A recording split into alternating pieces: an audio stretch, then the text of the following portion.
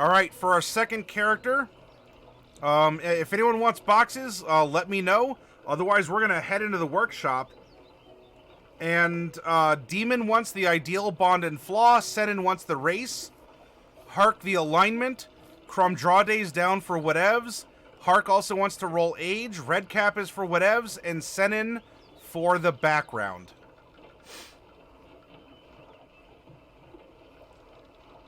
And why don't we begin the journey? We have our player's handbook. We have our blank character sheet. And of course, we need to turn on all the options. Oh my goodness. Oh my goodness. Hey, good morning, Alexander. It's been a little while since I've seen you. I hope you're doing well. I completely forgot how to say good morning in Russian, so please forgive me for that. But still, it's great to see you.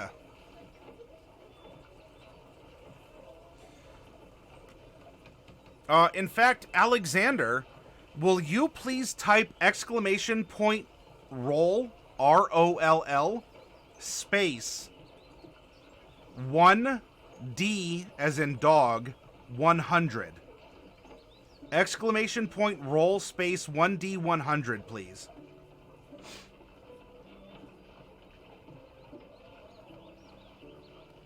A 61. Right, we have a male figure. Now, for the character race, Senin, will you please roll a D50 in chat?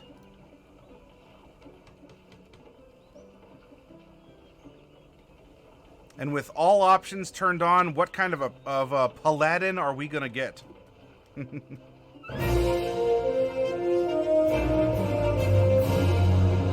Oh, goodness.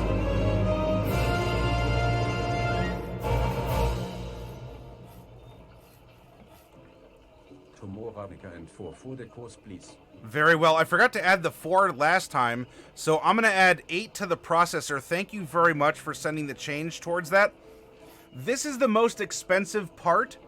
Once we clear this, I hope that the other goals I have on top they're not going to seem as, I don't want to say unreasonable, but I figured, you know what? I'm going to put the most expensive part of the computer up first.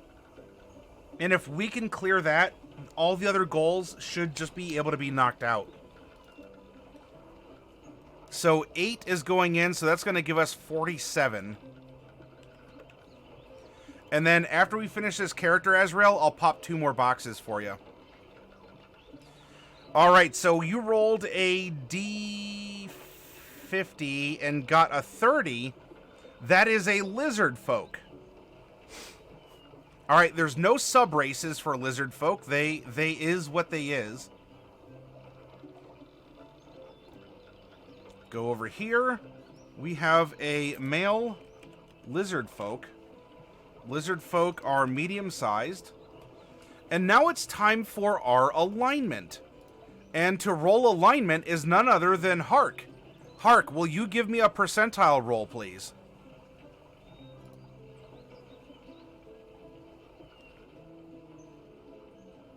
We're in 88, a neutral evil. A neutral evil. Oath of the Watchers, Paladin.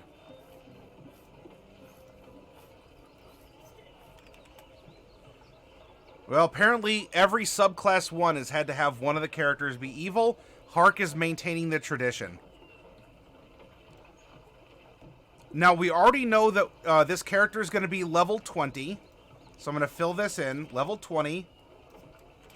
Paladin. Oath of the Watchers.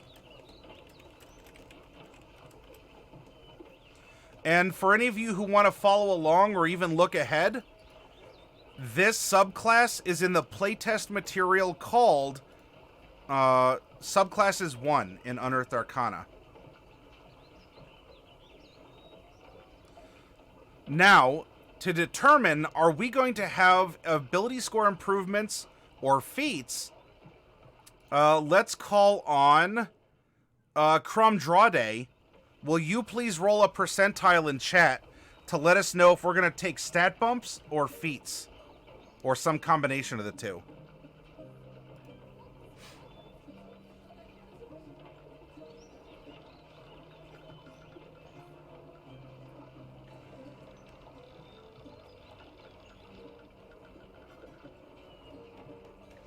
In 82? Yeah, we're taking 2 feats again.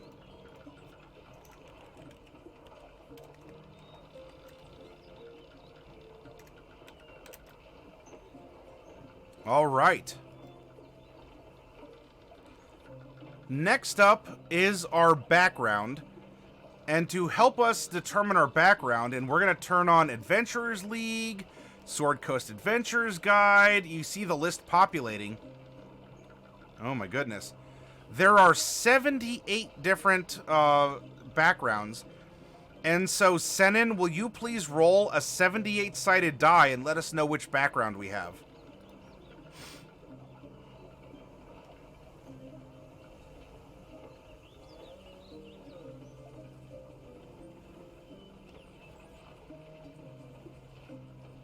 A 31. 31 is a fisher from the Ghosts of Saltmarsh.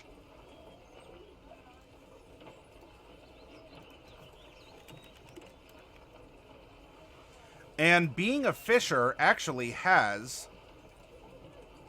an extra roll associated with this.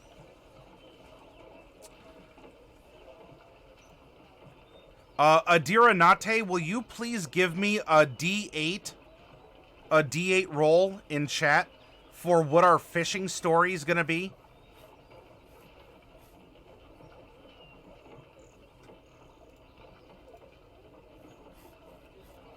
One. All right, and we'll look that up in a second, but right now it's a placeholder. We are fisher number 1. Now I need some personality traits. And this is Redcap. Redcap, can you please roll 2d8 in chat for me?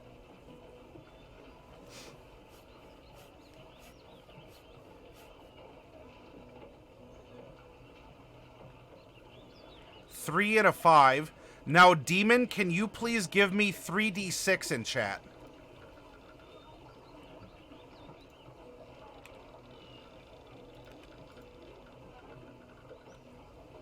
5, 2, and a 1. All right. So those are our placeholders.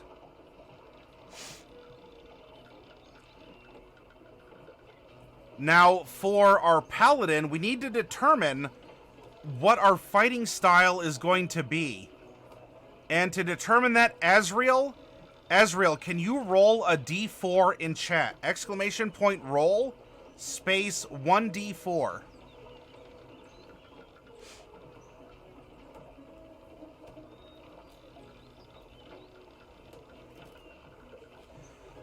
Two, a dueling Paladin. All right. Fighting style, dueling.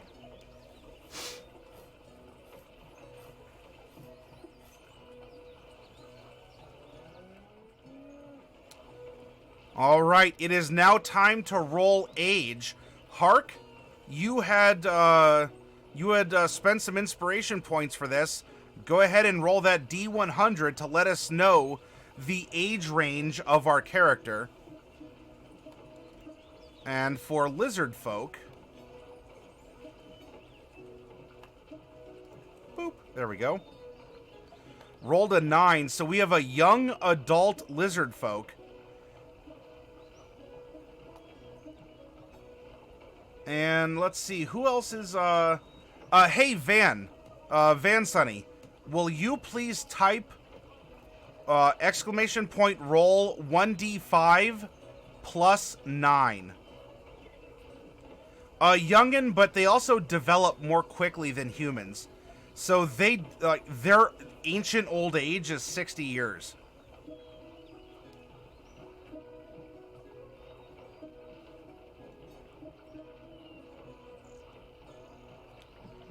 All right, we are 13 years old.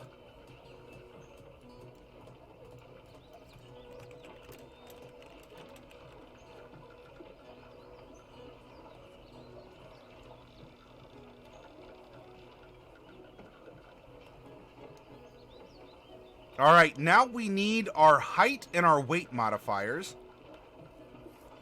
And so who else do we have hanging out in chat? Pex. Pex, if you're here, can you please type !roll space 2d10?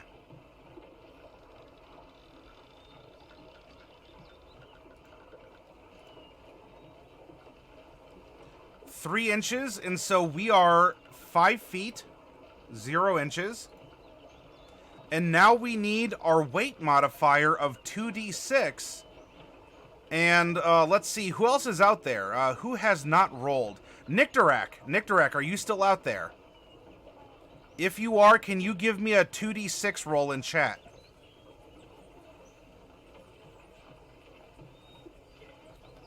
Yeah, Alexander, you've been very good about that, and I appreciate it.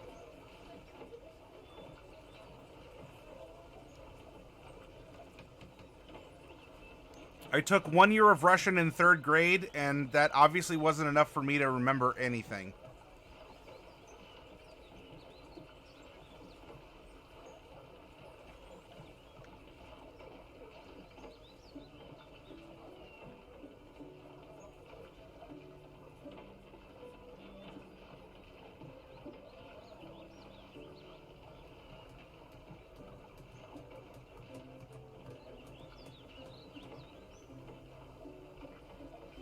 Well, we might not have Nictorak. Who else is out there and hasn't rolled?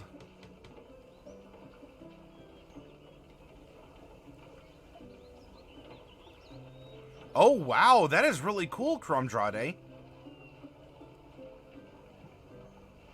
Linguistics is such a fun mix of various disciplines.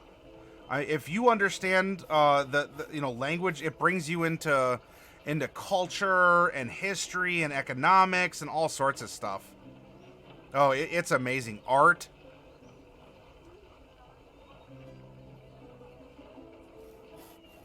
Refry. Are you out there, Refry?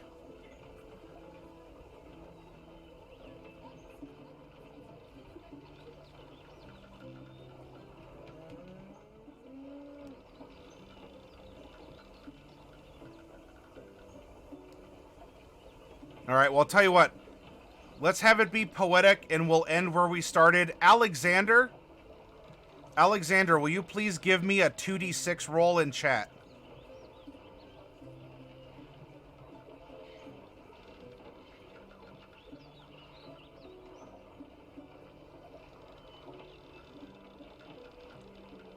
You can. It depends on the school. I went to a gifted school. And so I had more language options. So in elementary school, I tried German and Russian, and in high school, I took 4 years of French. In college, I took about 3.5 years of Japanese. A 2 and a 2, so we're that is 4.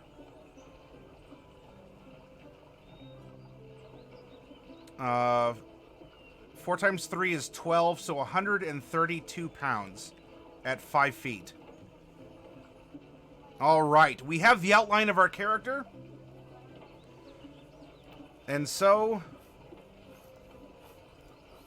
we go to our background first to discover the personality of our character. How does our character make decisions? How did he live? What were his hobbies? What was his first job? That kind of a thing. And to do that, we are going to have to open up the ghosts of Saltmarsh. Let me find you.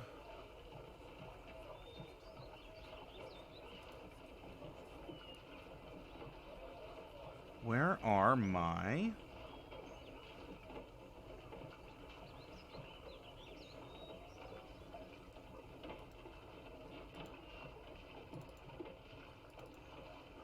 There we go.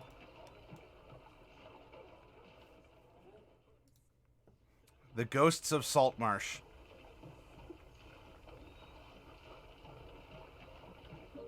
There's a lot of fun stuff in this book.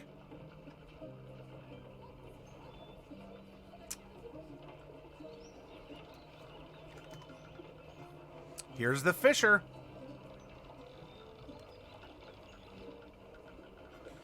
My high school also offered Spanish and Latin.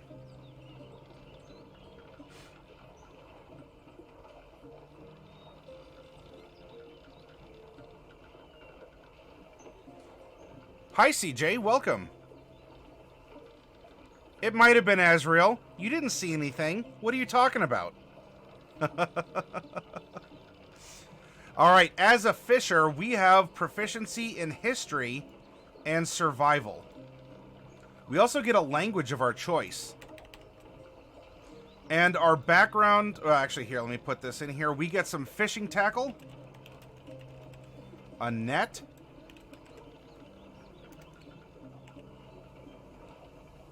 A favorite lure or oiled leather wading boots.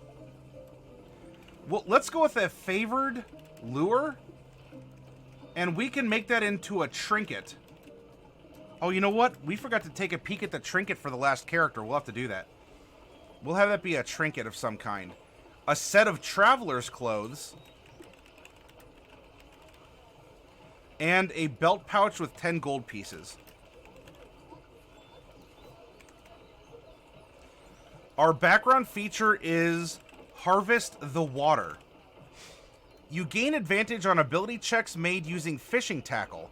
If you have access to a body of water that sustains marine life, you can maintain a moderate lifestyle while working as a fisher, and you can catch enough food to feed yourself and up to 10 other people each day.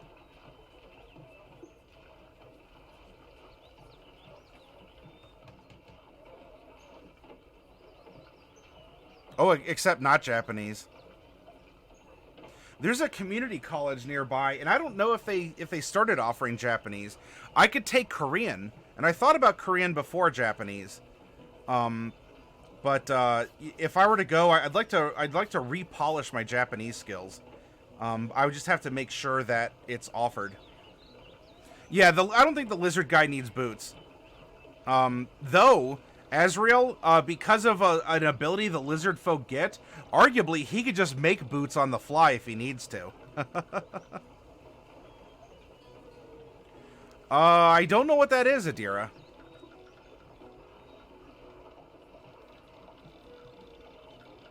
Now, our fishing tail. If you recall, we rolled a d8 to discover what kind of a fisher we are, and we got number 1, lobster wrestling. You fought in hand-to-hand combat with an immense lobster. And that's your fishing tale. That is what you'll tell everyone. And you know what? It might have actually happened. Lobster wrestling.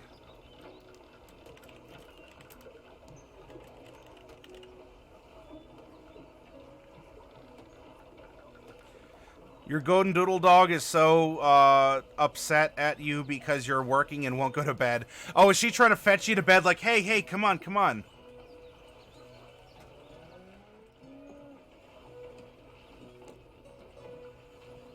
Oh, that would have been cool to do if I could have majored in that. Now, of course, I'm a big old weeaboo, so, I mean, of course. Alright, we're a lobster wrestling fisherman. We're a fisher lizard. And our personality. What kind of a personality do we have? Our first personality. Yeah, oh, there's a program called JET I could have done after I got my undergrad degree, or OSET, the Ohio Saitama English Teaching Exchange, or something like that. Because I guess like Ohio and Saitama Prefecture are like have a sister like relationship, and so there was like an exchange between the states, and especially with a place called Chubu University, and so I could have had that experience. And sometimes I wonder, what would my life have been like if I had spent a year or two to teach English in Japan after I graduated. All right, Adira, thanks for hanging out with us. Have a great night. All right, our personality trait number 3 is I need long stretches of quiet to clear my head. And number 5, I laugh heartily, feel deeply, and fear nothing. Our character's ideal is number 5, balance. Do not fish the same spot twice in a row. Suppress your greed, and nature will reward you. Our bond is number 2. Someone else's greed destroyed my livelihood, and I will be compensated. And our flaw is number 1. I am judgmental, especially of those I deem homebodies or otherwise lazy. Now, how does this play into the rest of our character? I mean, this could be an individual. This could be the manifestation of an individual personality. Could be a reflection of Lizardfolk culture, which, by the way, Volo's Guide to Monsters does a very good job at presenting this kind of foreign thinking, and not just foreign, like the difference between, Spain and France. I'm talking like, we're humanoids, but are we different in our approach to life? So it could be something on an individual level, a reflection of the culture, and it can also be how the decisions manifest in thought, well, not even just thought, but in what you speak and what you do after you think those thoughts. As a neutral evil character, with your character's alignment representing how you express yourself, we are selfish. We put our own needs and our own thoughts before others. Someone wants us to go help do something, but it's our day to fish. We're gonna fish. Has someone come in and overfished our spot? Well, we might seek compensation somehow. Now, it doesn't have to be murder. Of course, murder is an evil act. It doesn't have to just be murder because we're evil. You know, we might pester them. We might go and overfish their native fishing hole. We might go and create a bunch of legal red tape. There's all sorts of things that we can do when we put our needs before those of others. Kromdrade says, my sister was in Akita Ken Yuzawa Shi up north. And then it follows that up by saying wolf.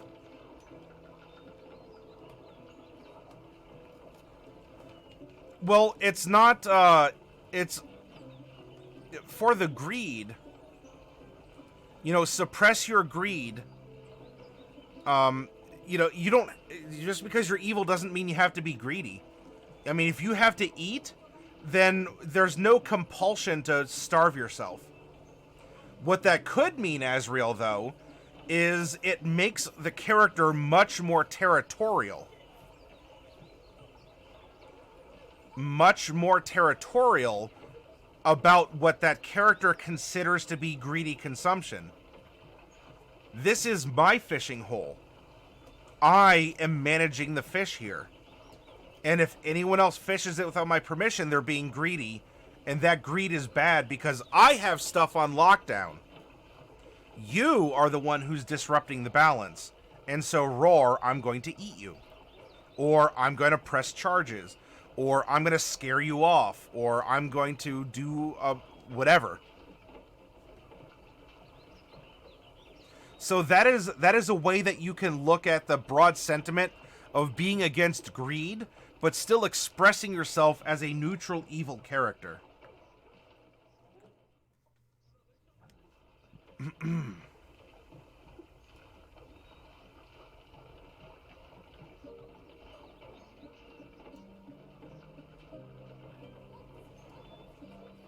in fact, perhaps we even have some anger management issues if we actually do need these moments to clear our head, or we need this kind of therapeutic, maybe we're under a bunch of stress somewhere or for some reason. And I'll tell you, if we're swearing a vow to protect a place from outsiders, our fishing hole might very well be have been taken over or influenced by a bunch of aberrations poisoning things, or a gate opened to another elemental plane, and the fish are being overfished, or they're swimming away, or things that are not native to this environment are coming into the area. And so we take that kind of disruption and destruction personally, and we are going to go and... we're not a vengeance paladin, but we're going to go and make sure that outsiders to our ecosystem, to our livelihood, our character may very well have a wife and kids. Yeah, someone else. So if it's not someone, it could even be somewhere else's greed. Exactly. And that's what led us to actually go and become this kind of avenger. An anti-hero. Our methodology is probably not moral, or at least not understood by many others. Then again, we're lizard folk, so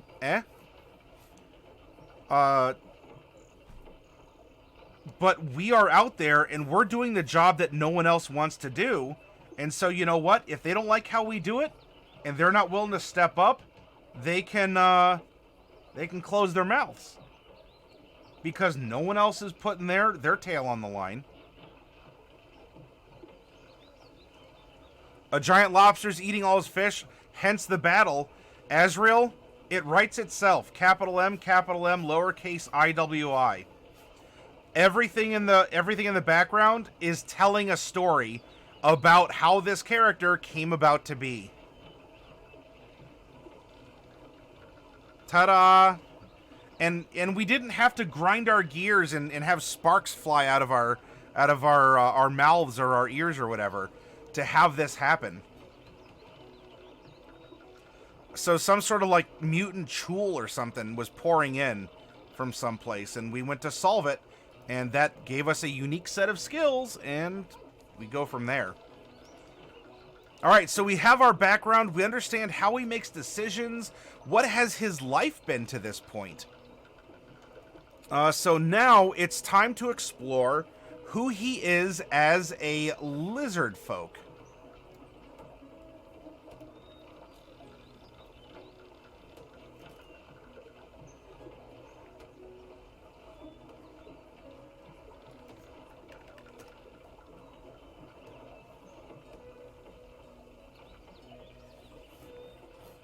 Quick, clarify the butter.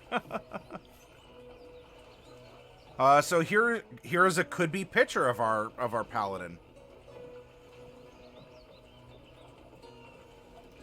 And in fact, we can also give our character perhaps an interesting a lizard folk quirk. Why don't we do this? A lizard folk quirk.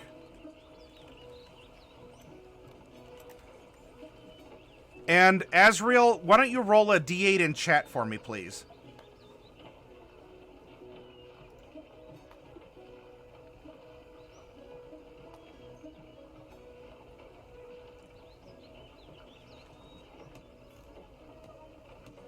Sound a feasting horn. Oh, thank you very much for the follow. Val? Or how would you like me to call you? Thank you so much. Number 6. You still don't understand how metaphors work.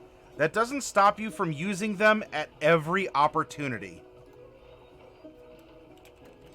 You still don't understand how metaphors work, but that doesn't stop you from using them all the time.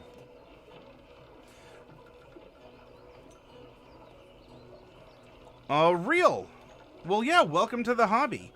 If you have any particular questions, then myself and there's a lot of others here who'd be willing to answer them for you. What brought you into Dungeons and Dragons? Start with your origin story with the hobby. Did something like Critical Role interest you? Okay. It's that a lot of people through Critical Role, a lot of people through local game stores. Oh, it's a great program, and a lot of people have gotten into Dungeons and Dragons because of it. So absolutely, you will not feel alone in that regard. Well, you know, by watching it, then you have a foundation for what D&D is. D&D is a bunch of friends sitting around a table, telling a story with each other. Now, there's a couple extra steps in there, some dice rolls, you know, some randomization, but the core of D&D is what makes us human beings. It's the ability to tell a story. And if you can do that, congratulations. The rule set you use is frosting on the cake, but you have the spirit of D&D. And you're also brand new to it. You've been playing a little over a month. Well, Vol, thank you for finding us and giving us a chance as well. So yeah, Real and Vol, you're certainly welcome, and Val, for following as well. We are primarily a workshop channel. And while we're doing things like character building now, if you have particular rules questions, or even if not about the mechanics of the game inside the game, if you have meta questions, such as, you know, I tried playing a game and something happened at the tabletop. How do I deal with that in a setting with other players, or my dungeon master said or did this or wants to do this, and I think it's cool, but none of us know how to implement it? We're happy to answer those questions. And you know what? If you gave us a chance, you like who we are and how we're crafting stories with simple character creation, we also keep it safe for work and, you know, PG-13 on our Discord. And you are very much welcome to join us there, where we also have mentor channels. So even if I'm not broadcasting, you can have questions answered by people who volunteered to step up and help those who, like us at one time, were also new.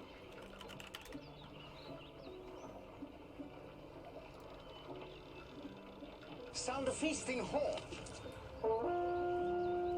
Real Slugs, thank you for the follow. Real Slugs, I will recommend playing in person. Playing online isn't bad. I much prefer playing in person. And if it's feasible for you to do, please do it.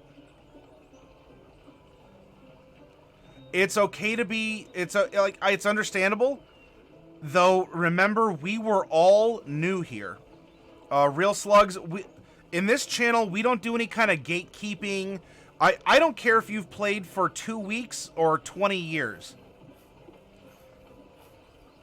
I remember being new.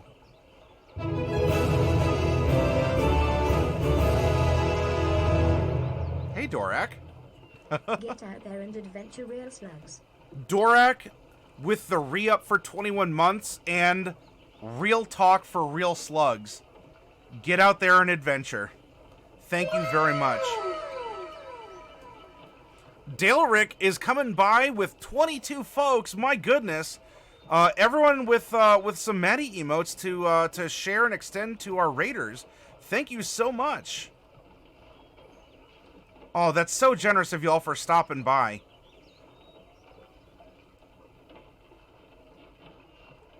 Welcome to the workshop, everyone. If you have questions for who we are and what we do, you are welcome to ask them. Yep, Real Slugs, you might have been here 2 minutes, but you're a part of the community, and you absolutely can, to be a part of our table. You're sitting at a table in a game store, you're sitting at a table in a game store effectively, and you can welcome others who've just walked in through the door. the same as any of us here. Red Shoe, hello, welcome, welcome, welcome. Yep, here we go. You know what? Everybody gets a cat butt. There we go. All right, now as a Lizardfolk, even though I'm rolling along with this, have this conversation, I'll answer, but I also want to make sure that we're still presenting the formation of this character so that any inspiration is not lost up here. I might have a couple marbles rolling around, but if I let them go too long, they're going to fall out my ear. We have a con score 2, wisdom score 1 increase. 30 feet run, 30 feet swim, 15 climb, 0 fly. We are going to get a bite attack.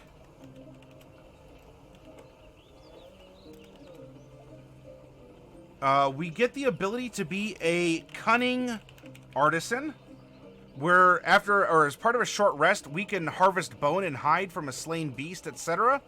And we can use it to make a shield, club, javelin, that sort of stuff. We can improvise. We're kind of a biological MacGyver. We can hold our breath for 15 minutes. Hunter's Lore, you gain proficiency with 2 of the following skills: animal handling, nature, perception, stealth, and survival. Well, we already have survival from being a fisher.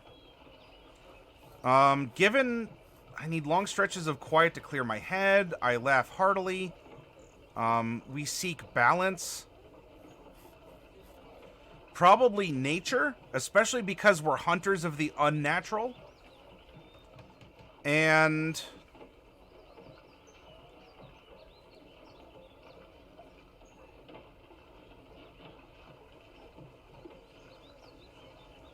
probably stealth, so that we can lurk and hunt.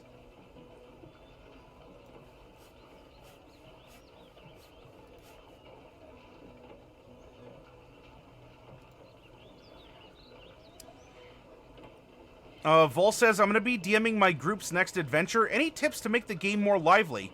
Feels like we have been doing a lot of just, I attack, so-and-so with this and so on. Also, if I'm following a book, should I be altering it and creating some side stories and whatnot? Which adventure are you running, Vol? I mean, yeah, don't... sticking hard to a storyline, even in a module, could have some problems come up because of the unique nature of every table that you could run for. So having some flexibility is important. As for to make the game more lively, encourage your players to do more than say, I attack with my sword, and then roll a d20 and describe the damage. Have them describe how they're attacking. Their punches, their kicks, their reposts, their swirling, their swirling like tornado move. Even if it's just an attack, have the character come up with some signature moves. Make it into a storytelling session of adjectives, of lavish verbs.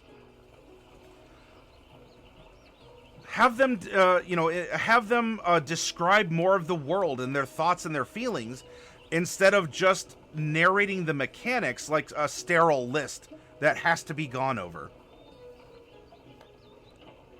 You're going to listen in the background? Real Slugs, this program is meant to be listened in it can be listened easily to in the background.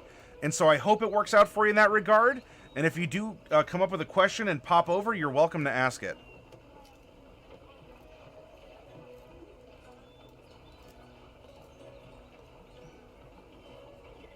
Dorak has some awesome advice, Vol. Yeah, I got you, Azrael.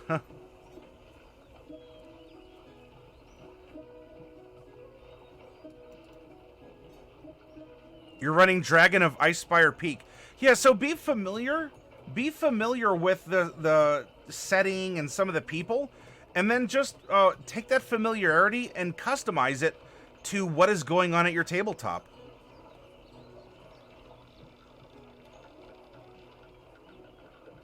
Oh yeah, it keeps you on your toes. I'm doing that with Tomb of Annihilation even.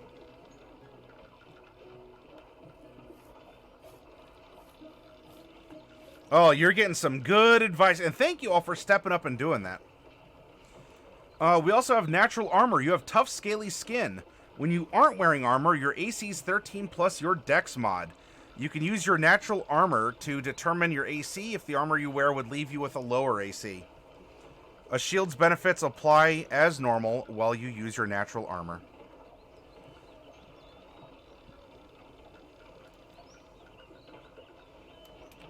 Natural armor. We also get Hungry Jaws, which allows us to get some hit points back from a bite attack. And then we have some languages that are common and draconic.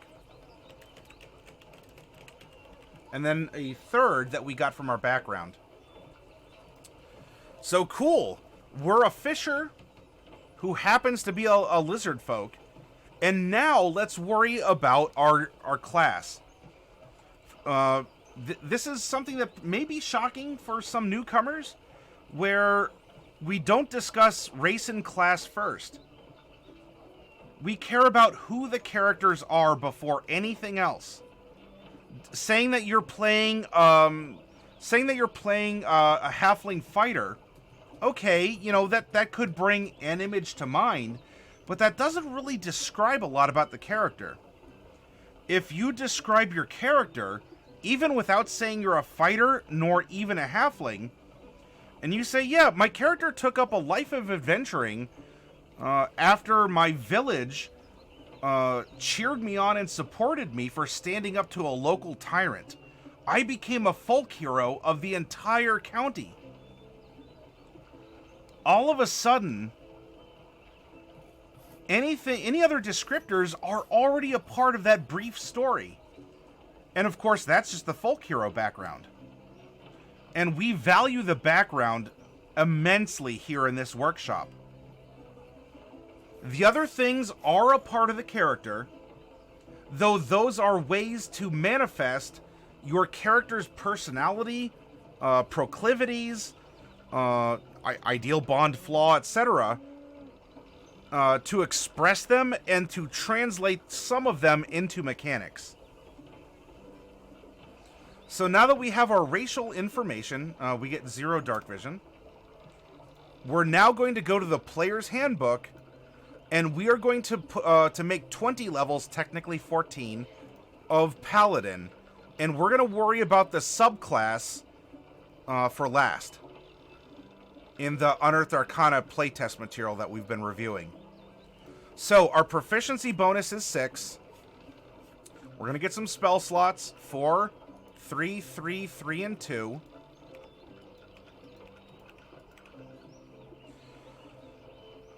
We are a D10 hit die class, and so we get 20 D10 that we can spend when we rest in order to naturally recover our hit points without needing to use spells or drink potions.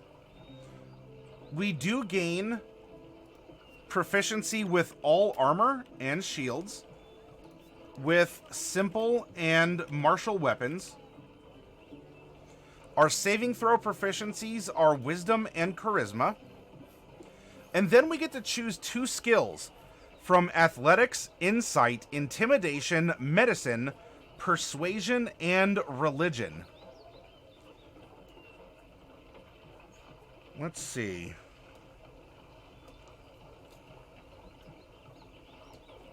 Well, given the fact that we live a life where we're hauling fish and heavy objects, athletics seems to come to mind.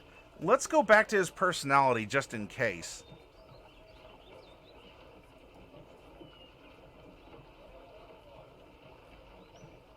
I will be compensated.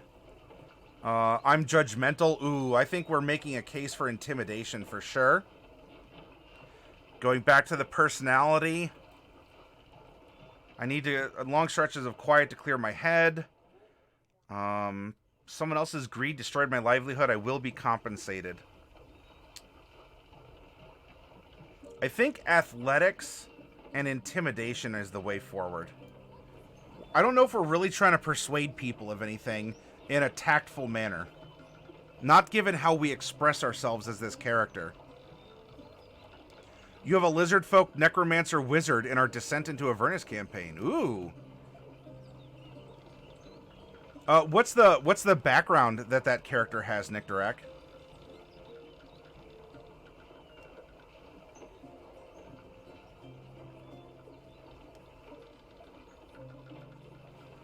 Could you explain time and travel in the game? Feel like we don't have an understanding of long rest versus short rests and what's needed for them to be used.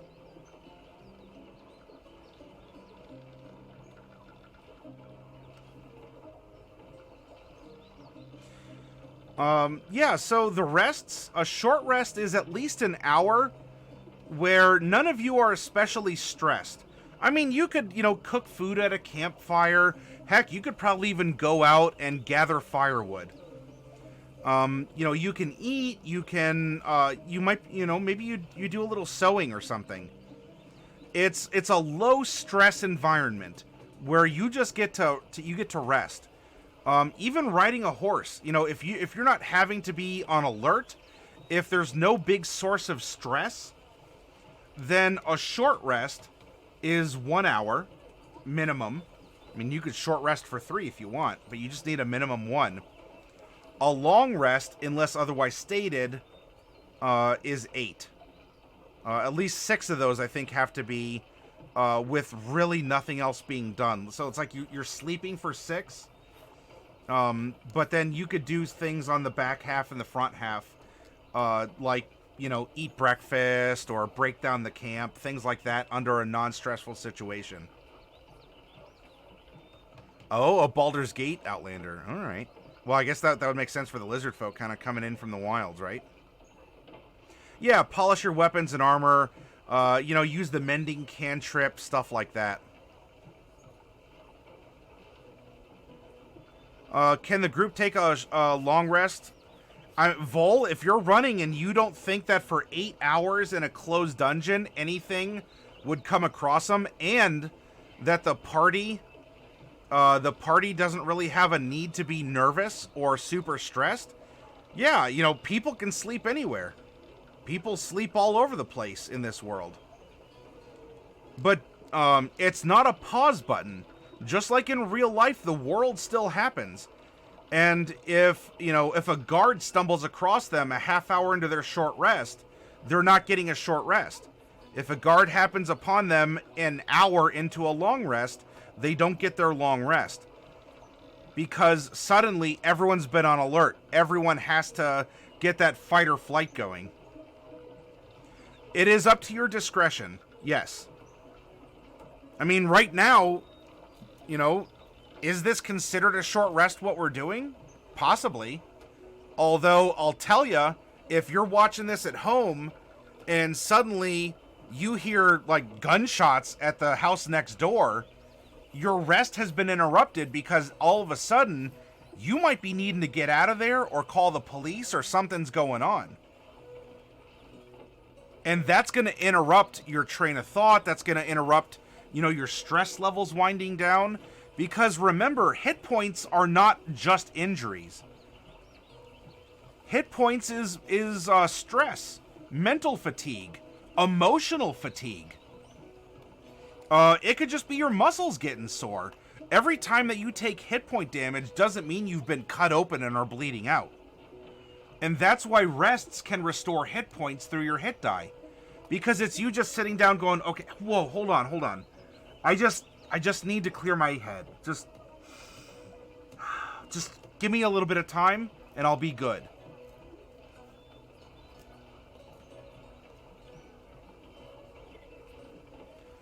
Saving throws are reactionary, and checks are proactive in order to advance something, broadly. You make a particular check, even if it's a dex check, let alone a specific dex check like sleight of hand, you use a check to proactively to do something in the present to continue in the future. Saves are for some kind of a reaction to something that's gone on.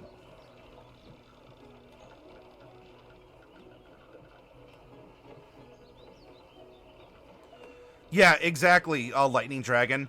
So if a door is stuck, maybe that's an athletics check Though if the door falls on you, or it might, that could be a dexterity save to get out of the way.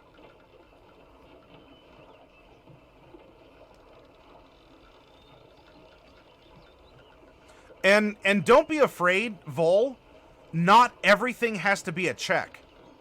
There's more than just passive perception if you choose to invoke that concept. Check should be made if there is something. Check should be made if there's something kind of at risk, or something that's not, easily accomplishable in a moment.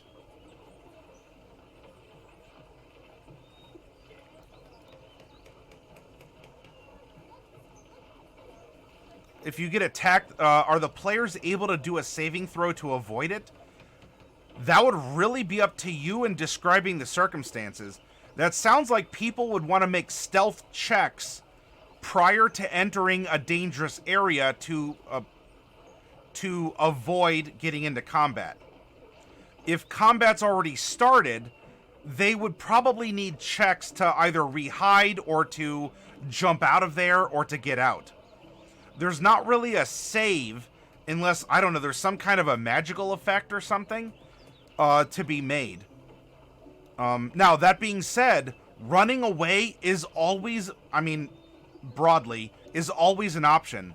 Just because a fight happens doesn't mean a fight has to be a battle of attrition to the death of one side or the other.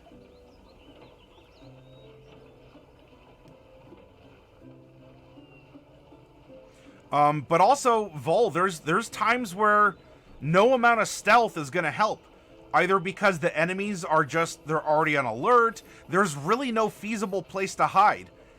If you're describing your players entering a wide open arena, and there's the boss waiting for them to have a gladiator-style combat, unless there's magic or some sort of super ability, they're probably not going to even be able to stealth to avoid what's going to happen, because the combatant is already aware of them, is aware there's going to be a fight, and there's nothing feasible that would allow them to avoid it. And if there is, hey, prompt your players. This is Vol. D&D in many cases is like playing a game of tennis. You as the dungeon master serve a story element to your players, singular or as a group. They judge where the ball is heading, run in that direction, and hit the ball back to you. They may not hit the ball directly back where you were. Why would you do that in tennis? And so you have to keep your eye on the ball and rush over and then hit the ball back to them across the net. And so the two of you have a storytelling going back and forth that is action and reaction, causes and consequences. And if someone asks for a check, you may just say, no, it's not feasible here. You could have a plus 11 billion to stealth, but if there's nothing to hide you, then there's no check to be made.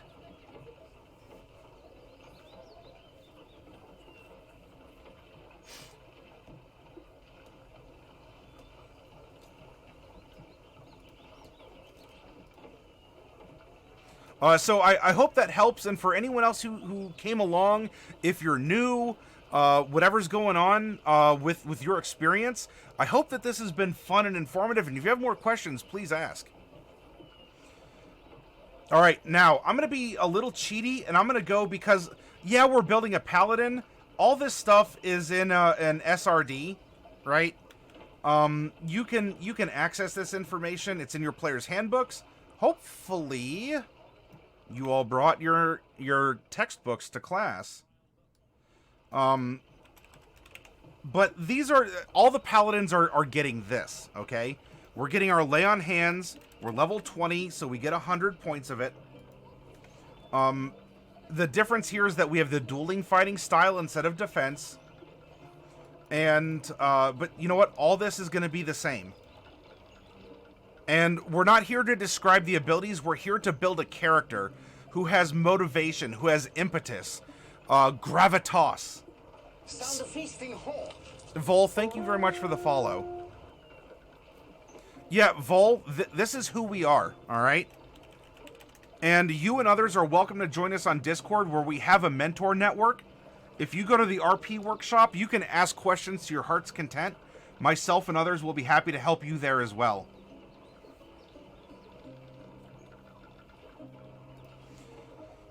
So this is what we get for being a Paladin. Cool. What about our playtest Unearthed Arcana subclass, the Oath of the Watchers? Remember, the theme of this is that a Watcher in this case isn't like a guard on the wall. You know, a Watcher on the wall in Game of Thrones. This is sort of like the Horizon Walker Ranger, where you are vigilant for extra planar threats. And if you would like to explore this playtest material, you can find it here.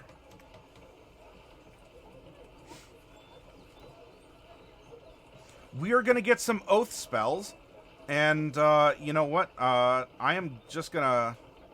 It's probably going to be quicker if I actually just take the moment. And remember, your oath spells do not count against the number of spells that you can prepare as a Paladin. Boop. And while I'm here, let's fill this in. There we go. We are going to get Alarm and Chromatic Orb, Augury, and Moonbeam. Hey, you gotta know who's a shapeshifter around you. That's important. Counter spell and non-detection. Ooh, counter spell and Paladin. My goodness. Aura of Purity and Banishment, especially for being this kind of extra-dimensional guardian. That's important. Hold Monster and Hallow.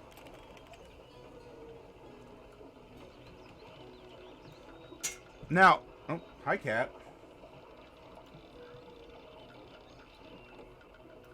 We are going to get these features for our subclass.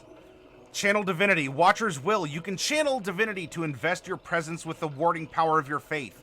As an action, you can choose a number of creatures you can see within 30 feet of you, up to a number equal to your Charisma modifier. For 1 minute, all the chosen creatures have advantage on Int, Wiz, and Charisma saving throws. You know what? You get one of these standing next to an Oath of the Ancients. Magic's not going to touch your party. I mean, or barely. My goodness. And Abjure the Extraplanar. You can use your Channel Divinity to castigate unworldly beings. As an action, you present your holy symbol, and each elemental, fey, fiend, or aberration within 30 feet of you that can hear you must make a wisdom saving throw. On a failed save, the creature is turned for 1 minute, and turning is explained in the player's handbook. I don't want to rush it too much, but some of this is redundant for what you might have access to or already know. Aura of the Sentinel. You emit an aura of alertness while you aren't incapacitated. When you and any creature of your choice within 10 feet of you rolls initiative, you each gain a bonus to initiative equal to your Charisma modifier. Ooh. Ooh. What are you doing, bud? You being a varmint? What the heck is going on? Whatever. He's a weirdo. Vigilant Rebuke. You've learned how to magically chastise anyone who dares cast unwanted spells at you and your wards. Whenever you or a creature you can see within 30 feet of you succeeds on a saving throw against a spell, you can use your reaction to deal 2d8 plus your Charisma modifier force damage back to the spellcaster. And lastly, Mortal Bulwark. You manifest a spark of your deity's power in defense of your sacred oath. As a bonus action, you gain the following benefits for a minute. You gain True Sight in a 120-foot radius. You have advantage on attack rolls against elementals, fae, fiends, and aberrations. And when you hit a creature with an attack and deal damage to it, you can also force it to make a charisma saving throw. On a failed save, the creature is magically banished to its native plane of existence if it's currently not there. On a successful save, the creature can't be banished by this feature for 24 hours. Again, you put this also with like a Horizon Walker Ranger, and you are taking care of outsiders left, right, and center.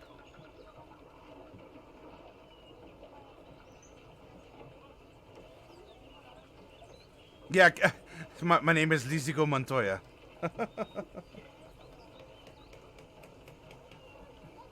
Hi. Are you going to be weird too, ma'am? So now that we have the chassis of our character, we're building characters for fun, but these are character building exercises to challenge our imaginations and to also get us out of any kind of comfort zones that we're in. Many of us might be used to having a maximum charisma warlock. In this workshop, we've built fully functional 10 charisma warlocks that do not take Eldritch Blast. We have done all kinds of cool combos that inspire storytelling, creative connections, and so these are mental exercises that also happen to be fun. That can shake up our common conceptions, challenge our knowledge of various rules, and just keep us on our toes. Good morning, Grimvex. And also, good morning to you, Rianne.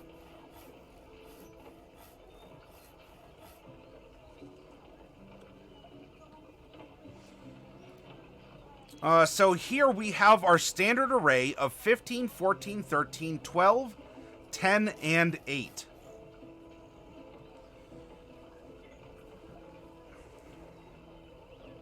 Yeah, well, I don't know. Arguably, we're getting into morning hours. It's 2:13 a.m. for me.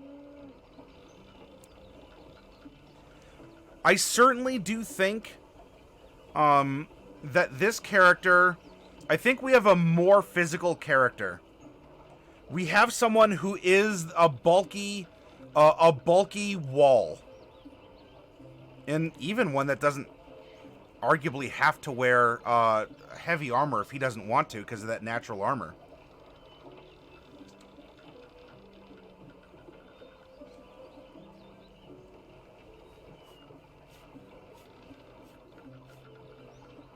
Yep, all the content that we make is available to download for free on our Discord. You don't have to be a subscriber, you don't have to jump through hoops. It's simply a PDF file of the character sheet that you can just download and use as an example or have fun with. Whoa, hey, Phydrogen, howdy, good to see you. Yep, tomorrow will be the last day in the broadcast week for the workshop, Vol. And we're going to be making the Noble Genie Warlock. We'll be making 2 of them. And we're going to start around 11 p.m. Eastern. You're very welcome, Vol.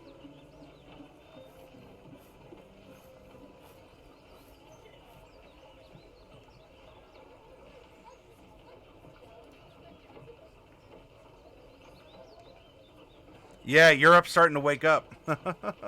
Hey, Chris.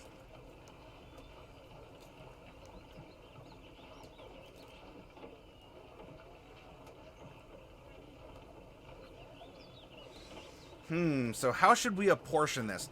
Our other Paladin is not so much the tank as the special support vehicle. I think we have a more aggressive person here.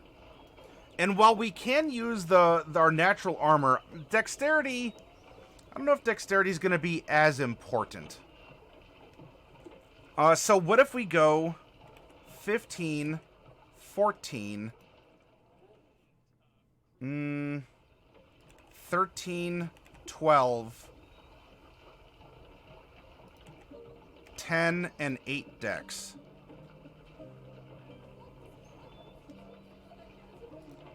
So at least we're more armored if we're not wearing anything, especially compared to squishy humans. But dexterity is going to be a low stat for this paladin, I think. Now, if any of you have another suggestion, please let me know. This is not my character. This is our character.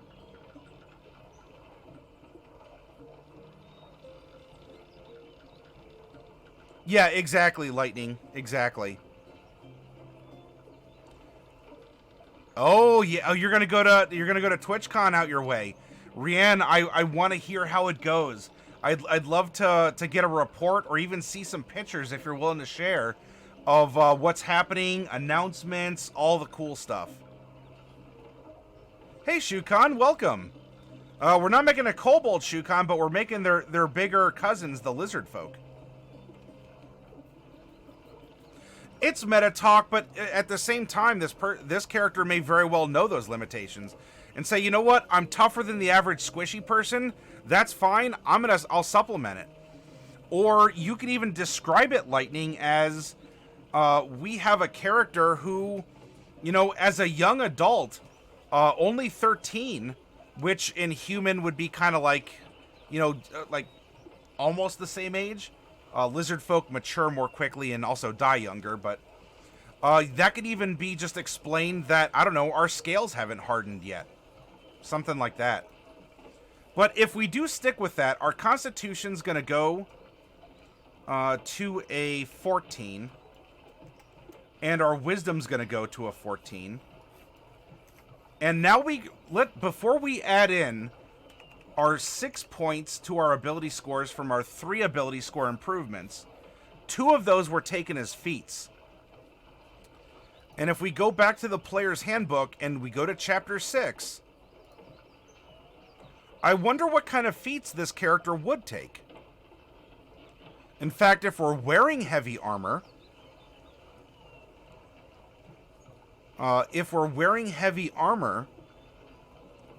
then we might take Heavy Armor Master, which is here.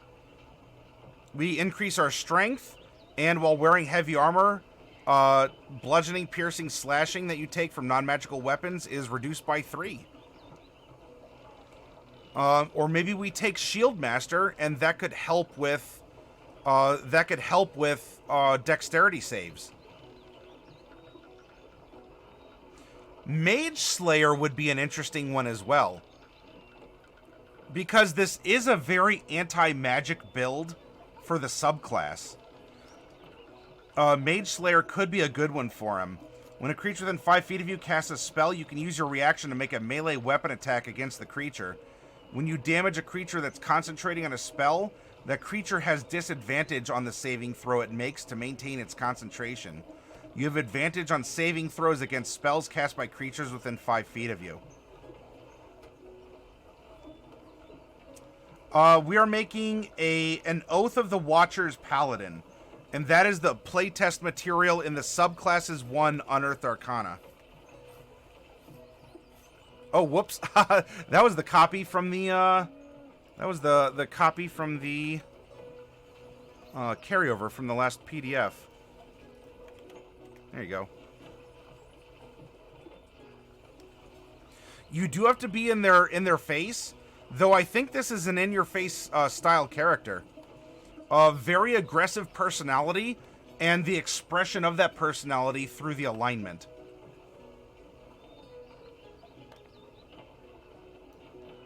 Don't you give me that, Shukan!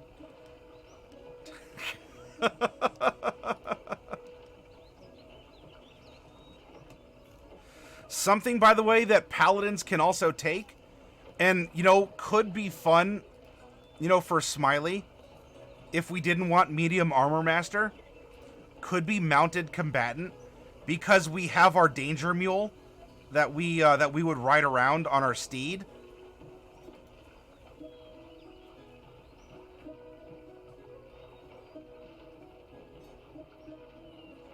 Counterspell gives confidence to be in your face. Yeah, Crumdrade.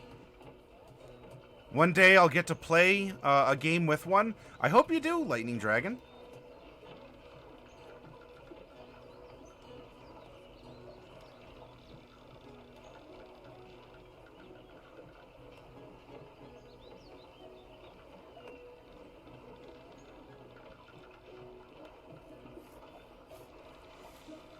Sentinel could be good because he is, I mean, besides being an extra dimensional Sentinel, he is, I mean, he's just someone who protects a territory. I think Shieldmaster could work as well.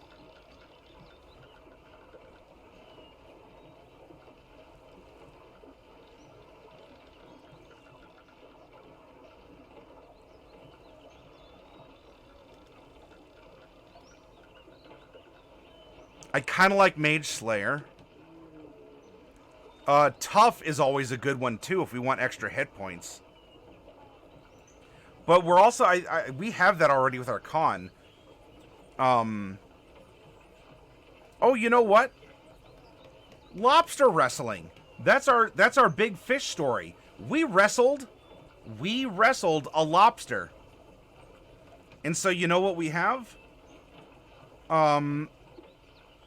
We're a grappler. We are a grappler. We wrestle extra-dimensional lobsters.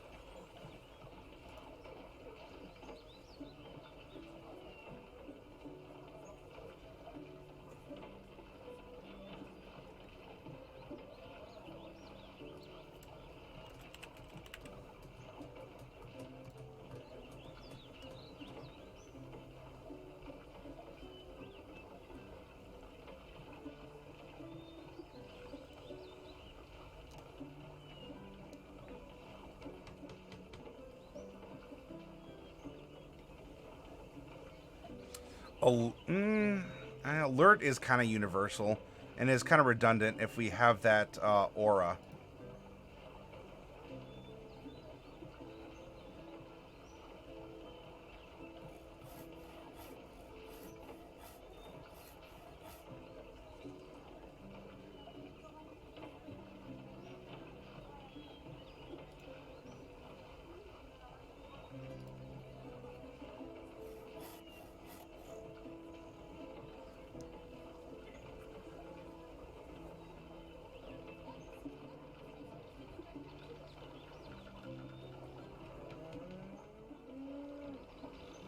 You know, we can bite people as well and gain and regain hit points that way. I wonder if we can't wombo combo our Tavern Brawler with our Grappler.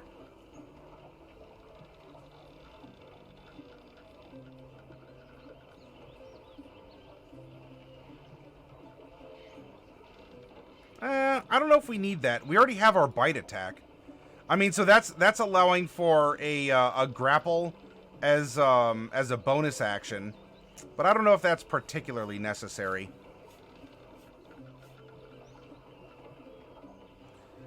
Tavern Brawler, aka a halfling, is now a club.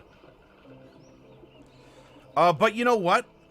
You know what that might combo with? You know, for, well, it does say, mechanically, that our Cunning Artisan does fashion weapons by name out of improvised materials like guts and bones. Though a Tavern Brawler could enhance that, give us more options for our Cunning Artisan, and then we could combo. And so we're a Lizardfolk. You know, we're an alligator protecting a watering hole that drags people in and sends them into death throes. And by the way, this character probably has drowned people that way. You grapple them, you maintain the grapple, you can hold your breath for 15 minutes, and you drag them into the water and drown them. Have any of you ever thought of doing that with a character? I like Tavern Brawler and Grappler.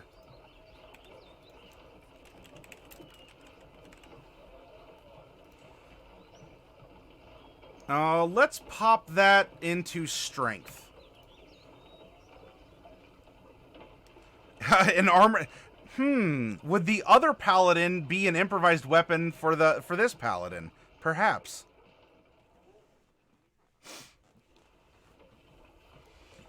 Now we get to put 6 points into our stats.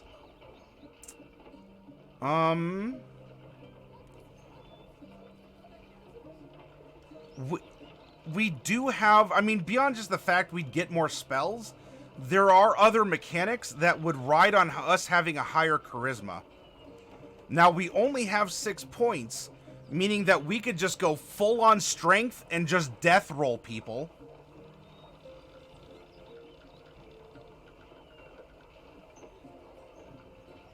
I forget off the top of my head, Lightning Dragon. But it would absolutely be feasible for this character to just snatch people and drown them just by maintaining the grapple. 6 points. Meaning if we bring strength to 20, we could pop up charisma to 16. That's not terrible. I'm comfortable with the 14 con and 14 wisdom on this character. Have I DM'd a space campaign? Yes. I ran Dark Heresy for 2 or 3 years with an ongoing campaign the entire time. Yeah, Ezreal, thank you for asking.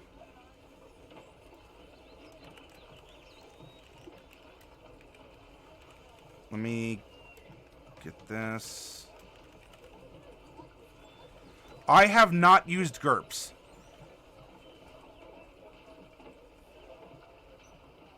I have either run or played in many systems, but GURPS was not one of them. This is going to give us a 5 strength, -1 dex, 2 con, 0 int, 2 wisdom, and 3 charisma. Now let's go through and fill our saving throw is 5, athletics is 11, our stealth is +5, everything else is going to be a -1. Constitution's an 8. Intelligence is 0 except history, which is 6, and nature, which is 6. Wisdom saving throw is 8. Survival's 8. Everything else is 2. And our saving throw is 9. Intimidation 9. Everything else is 3. Passive perception is 12. That is our natural awareness. It saves on so many dice rolls. I love passives. Armor class. We're level 20. I don't know what we're wearing. I'm going to put a question mark, but we're probably also going to use a shield. Initiative is going to be a -1. Of course, Aura of Vigilance is going to modify it, but still, a straight up is -1. And now we come to hit points. At level 1, you get your full hit die of hit points, which is 10.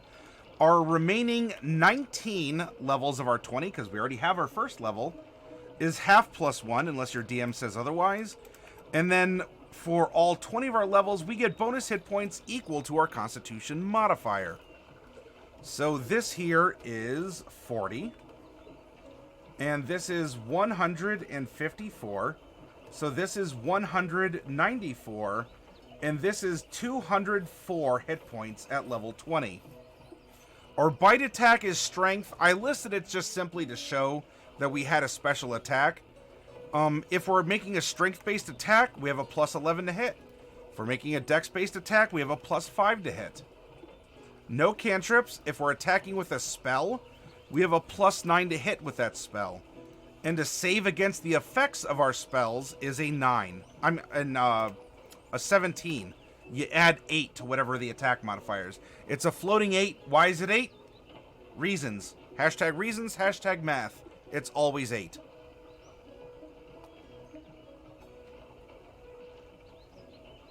He's wearing lobster. Oh yeah, so instead of the leather boots, right, Raz?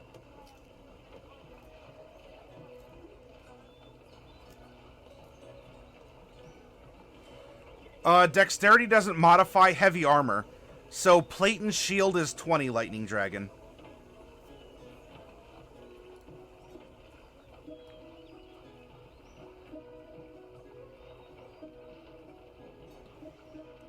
Come down here, we cast as a Paladin, and our spells prepared equals half our Paladin level plus our Charisma modifier, so that is 10 plus 3. We can prepare 13 spells on top of our Oath spells, which are always considered to be prepared. We cast off Charisma. This was a 17 to save and a +9 to hit. We have Lay on Hands, which is a pool of 100 at level 20. And because you can modify your spell list every day, I mean, what's the situation this person's getting into? They'll modify their spells accordingly. And of course, paladins do not get cantrips normally. So the only thing left, well, we have a name. He's no longer a set of stats. However, oh yeah, so a lot of it's the same. There are some minor things. But yeah, Lightning Dragon, I'm always happy to help clarify, because there's some stuff I've tripped over from my days in 3rd and 4th edition. Lightning Dragon, can you please type !roll space 1D100?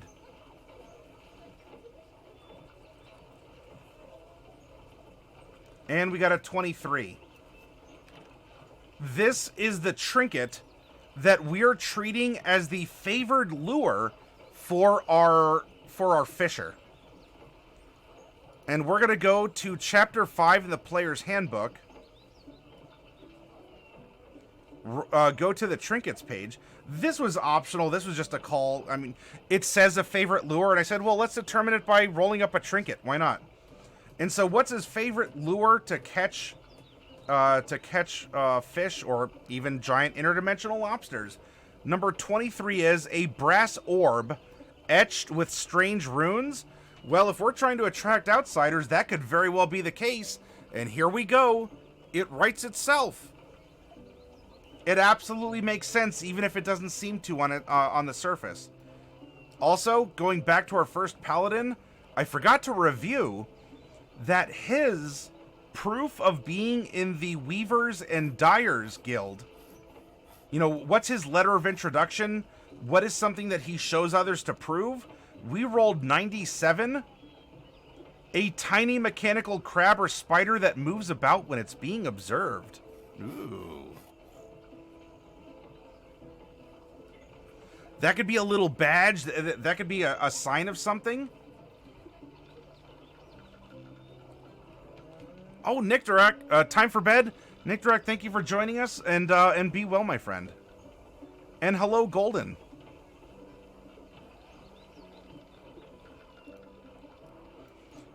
In my homebrew campaign world, there are these little like clockwork bugs that you pour ink into their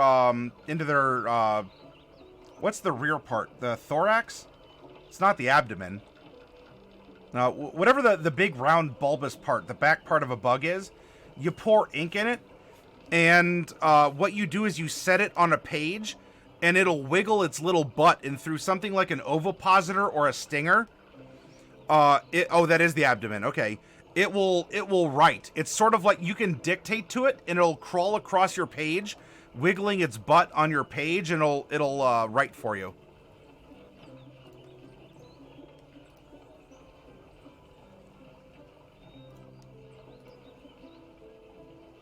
So here we go, everyone. We have a completed character, save for a name. And so if a name comes to mind, let me know. And we'll fill it in. But now we have 2 completed characters. In a summary, real quick, what do I think of this? I love the theme of it. I think it's cool. I don't think it's overpowered. Because it is leaning more towards a certain sect of rarer to find enemies. If you run this, it will be very good in a campaign that features these elements. Universally, I think you still could in a kind of a generic fantasy setting, because some of their other abilities are solid. But I don't know if I really have a problem with anything that's presented here as it is. I mean, the epic level capstone seems fine. Even this, the Vigilant Rebuke at 15th level. I mean, this in its way is almost like a baked-in Mage Hunter. Of course, this is at 15th level and not earlier, when arguably could have come in handy. But the fact that we get Counterspell, Alarm, Banishment, all this cool stuff, I like it. But if you want another opinion, and it could even be a different opinion, if you go over to D&D Time, Pete and Jeremy did a review of Subclasses 1, and they got into the mechanics of it. A lot more, like, we built a character, and so we applied mechanics. We didn't really get into the nuts and bolts of the mechanics or compare it to other sources. And I would highly suggest looking that up. I don't know if it's still a VOD up on their channel, but they do have it on their YouTube. Usk, it is from the Lizardfolk list of names. So what does Usk mean to you, Raz? Cromdrade, have a great night. Thanks for hanging out with us.